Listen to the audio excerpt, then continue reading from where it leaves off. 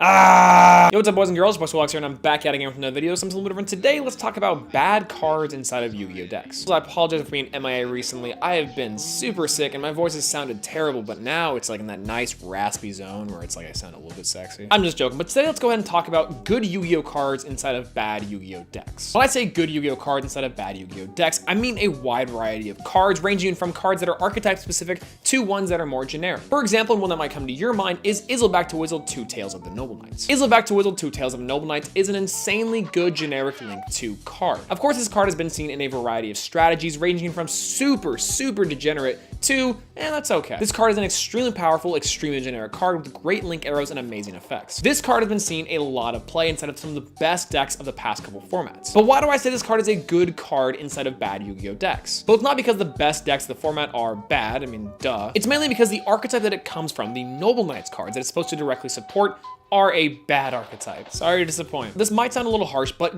Back to Wizzle's Two Tails of the Noble Knights effect is better served inside of other decks. Of course, it was made to operate inside of decks like Noble Knights with its generic summoning conditions and its equipped spell effects, but because that deck does not utilize it to its fullest potential, other decks like Goki's, Dark Warrior, and even Heroes to an extent can use this card significantly better than Noble Knights can. While Noble Knights are a pretty decent deck inside of Duel Links, in the TCG, they're just kind of okay. But it's not just generic cards like Back to Wizzle, Two Tails of the Noble Knights. You also have cards like Firewall Dragon. Firewall Dragon, surprisingly enough, is a Cyberse monster. I need to make a whole video series talking about Cyberse, but Cyberse cards aren't that good. At least right now. The Salamangreat cards actually seem pretty interesting. But your basic Cyberse monsters that came out during the very beginning of the Link era with the Link Vrains anime are meant to kind of go hand in hand with cards like Firewall Dragon being inside that same archetype. And while Cyberse themselves are extremely underwhelming, do not generate great value, and are, in all intents and purposes, a bad deck, Firewall Dragon is a fantastic, powerful card. I personally liked it a lot. I am sad to see it go, but it needed to be done. You guys know I played Goki's a couple formats ago, and you guys know that Firewall was the degenerate engine that kept that deck alive. However, nowadays there are several strategies that don't necessarily rely on Firewall Dragon, but that's beside the point. Firewall Dragon's looping ability, being able to special summon cards back and forth with no restrictions, is an insanely powerful card in an otherwise underwhelming archetype of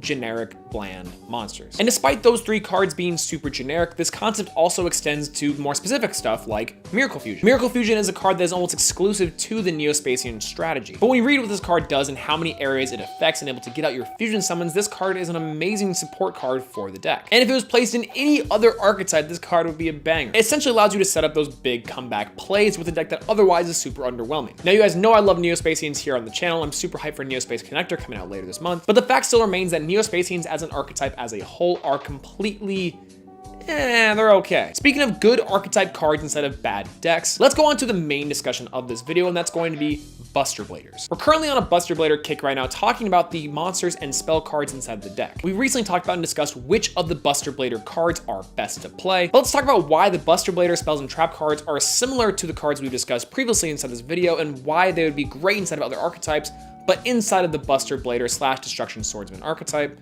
they're just okay. If Konami's card design team was able to make support like Buster Bladers for other archetypes, we'd be in big trouble. There are 4 cards that I want to talk about for the remainder of this video, and that's going to be 1 spell card and 3 trap cards for the Buster Blader archetype. The first of these cards, and probably the most inconsequential for the deck, is going to be the Destruction Swordsman Fusion. This card is a quick play spell card for the Buster Blader archetype that allows you to use fusion material from both sides of the field to special summon out your big bad Buster Blader fusion. The reason why this card is so good for the archetype is that a card that directly supports the new archetype support for the extra deck of Buster Bladers. You can use this card effectively as a trap card or a spell card depending on which scenario you might be in. And even in Duel Links, you have cards like DNA Surgery that you can use this card to set face down, wait till your opponent summons a monster, becomes a dragon type, and then you can special summon your Buster Blader fusion card with a Buster Blader from your hand and your opponent's dragon monster. But do you run this card?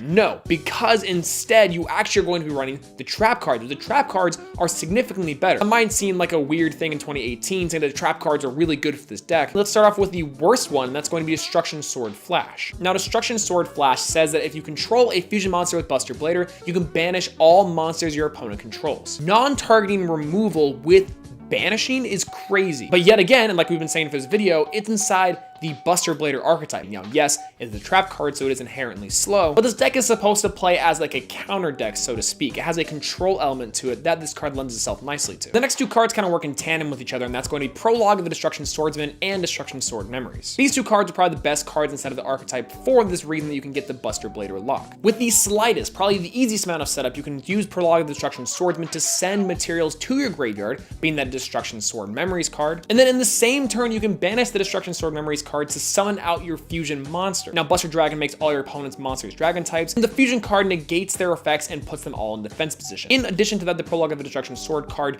does have some protection effect for your Destruction Blader Swordsman. And Destruction Sword Memories is arguably a better fusion card than the spell card. With these cards, you can pull off some insane combos and create some crazy boards even in 2018. But like I've been saying from the beginning of this video, and kind of the whole idea and theme of this video is that these are great support cards inside of an otherwise underwhelming / bad Yu-Gi-Oh deck. I know the Buster Blader fandom out there doesn't want me to say this, but Buster Bladers, they've seen better days. They were missing like one, maybe two things to make them really, really good. But it's definitely not spell cards, and it's definitely not trap cards. These cards are crazy. But similar to cards like Izzleback to Whizzle, Two Tails of Noble Knights, and Firewall Dragon, if these cards were slightly more generic, I bet you they'd be seeing a lot more play and probably be considered really, really powerful cards. I don't know, man, that's just me. What do you guys think? What do you guys think of the destruction cards? What do you guys think of Buster Bladers as a whole? What do you guys think of good Yu-Gi-Oh cards instead of bad Yu-Gi-Oh decks? Let me know in the comment section down below. If you guys like this video, make sure to leave a like. If you want to see more, please subscribe. Got more videos coming in the pipeline, so stay tuned for that if you want to.